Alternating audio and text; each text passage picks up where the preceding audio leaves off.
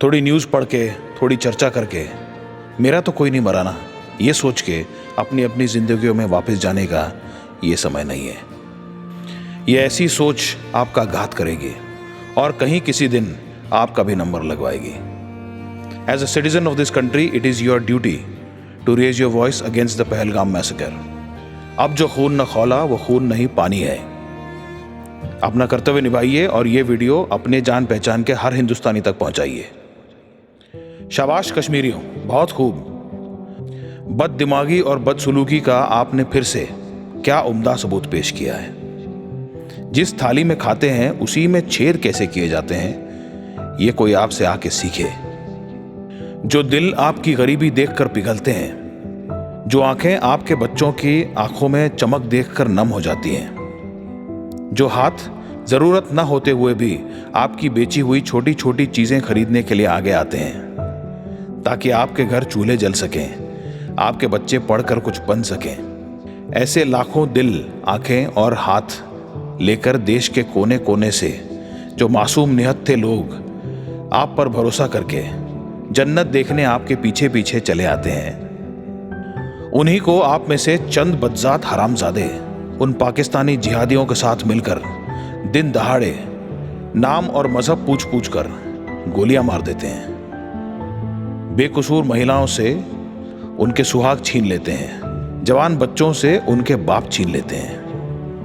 और आप क्या करते हैं? शाम को सड़कों पर मोमबत्तियां जलाते हैं, जबकि आपको चाहिए कि अपने बीच छुपे उन दरिंदे देशद्रोहियों को गिरेबान पकड़कर घरों से घसीटते हुए बाहर निकालें और लातों और बुक्कों से उनका स्वागत करके उन्हें देश के हवाले कर दें। आप ये आंसू कहीं इसलिए तो नहीं बहा रहे कि बेकसूर सैलानियों की बेरहम मौत को जायज बताने के लिए कोई आजाद कश्मीर वाली दलील नहीं मिल रही। जो आप लोग ये सोशल मीडिया पर रोती शक्लों की इमोजियां डाल रहे हैं, वो कुछ ऐसी होती अगर मरने वाले टूरिस्ट ना होकर फौज के जवान होते, जैसे पुलवामा में थे। क्यों? फौजी इंसान नहीं होते क्या? वो शादियां नहीं करते या यतीम होने को उनके बच्चे नहीं होते?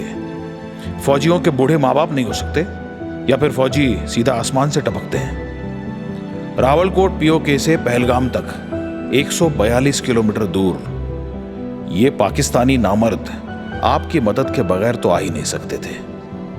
कहीं किसी ने छुपकर सरहद पार करवाई होगी, तो किसी ने कुछ दूर तक लिफ्ट दी होगी, किसी ने रात को दस्तरखान बिछाकर गरम दावत परोसी होगी, तो किसी ने आसरा छतें महफूज दी होगी।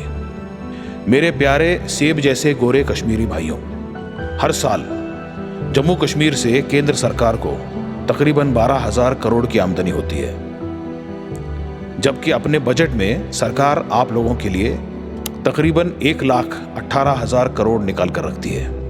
जितना आपसे आता है उससे 10 गुना ज्यादा।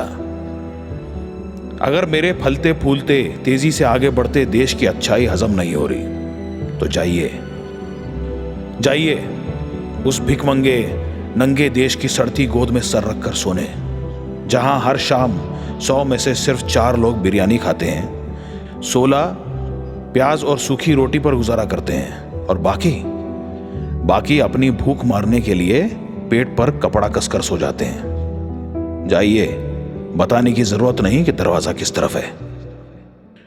और पाकिस्तान, आपके तो क्या ही कहने।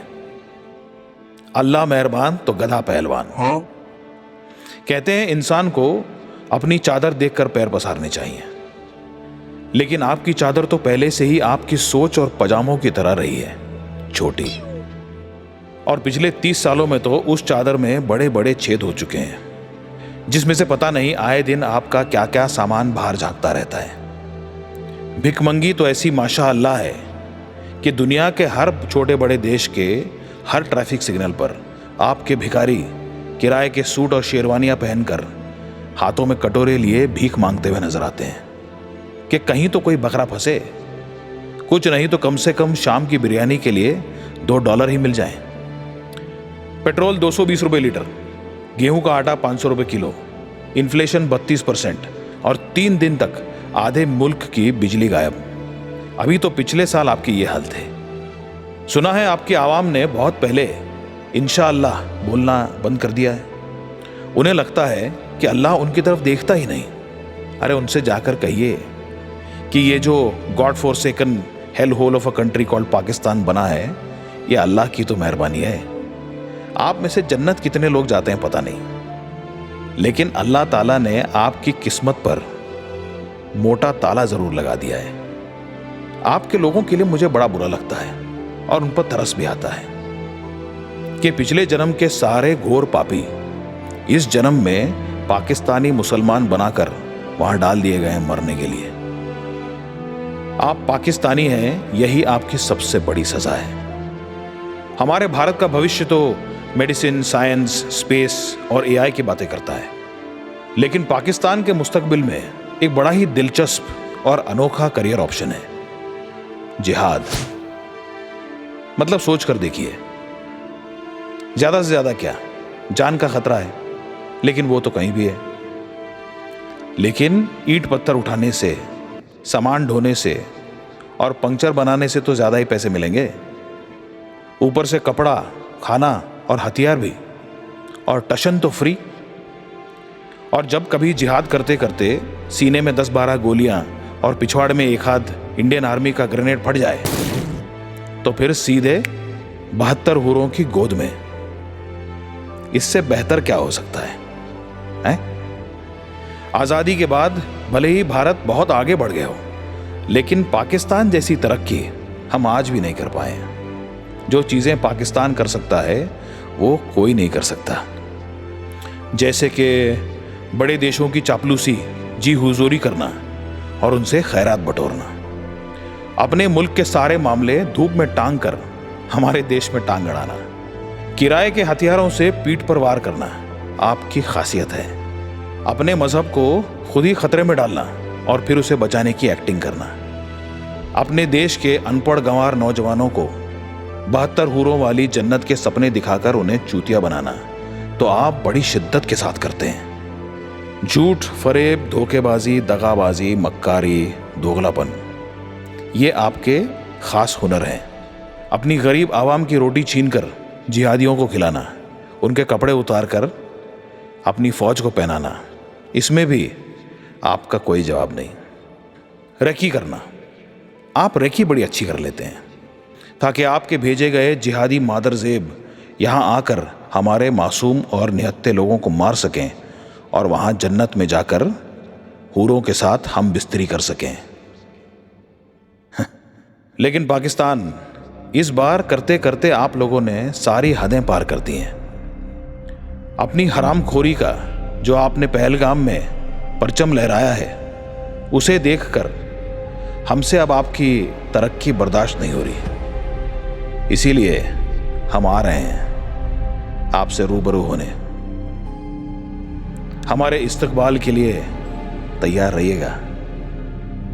क्यों आ रहे हैं? यह कैसा सवाल हुआ? अरे जो अपनी कायरता के लहूलुहान 28 सबूत यहां छोड़ के गए हैं, वो आपके 4-6 चमंटे, उनके साथ जिहाद यूनिवर्सिटी में पढ़ने वाले उनके क्लासमेट और उनको पढ़ाने वाले वो पजामा छाप प्रोफेसर और उस पूरी यूनिवर्सिटी का स्टाफ और ऐसी शिक्षा व्यवस्था को पैदा करने वाले और चलाने वाले मंत्री और संतरी, सबकी नाक दबाकर मुंह खुलवाएंगे हम। अपनी बंदूक की नलियां उनकी हलक में उतार कर उनकी आंखों में मौत का खौफ देखेंगे। जब वो चिल्लाएंगे, गिड़गिड़ाएंगे और रहम की भीख मांगेंगे, और जब उनकी चीखों से हमारा दिल भर जाएगा, तब इत्मीनान से ट्रिगर दबाएंगे।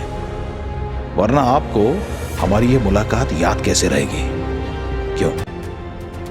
आपके जिहादी ने एक नाम लिया था, मोदी। अच्छा किया, कम से कम नाम तो ढंग का लिया। शुक्र है राहुल, अरविंद, सोनिया, ममता जैसे नाकारा निकम्मे नाम नहीं लिए।